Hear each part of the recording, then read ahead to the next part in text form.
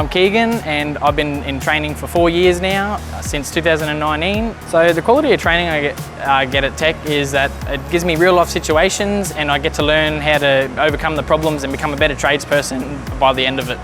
Trainer Russell from TEC-NQ, he's had so many different jobs over the years, so it helps me learn a lot of different experiences. We've had more than 12 apprentices come through combined metal fabrications through TEC-NQ. TEC-NQ support us right from the start. When we're looking for an apprentice, they offer up any potential candidates and follow them through to sign on and right through their apprenticeship the whole 4 years. My name's Aidan Hawkins and I've been at TEC-NQ for 2 years. What I like here about TEC-NQ training is all the practical side of the TEC-NQ. At TEC we get heaps of support from our trainers and facilitators, and you can ask them as many questions as you want. I'm not really an inside person. Outside the practical work there's a lot going on, it's a lot better, it's a lot more involved with your hand if you like your practical type of stuff. Once I've completed my apprenticeship, I hope to one day own my own business.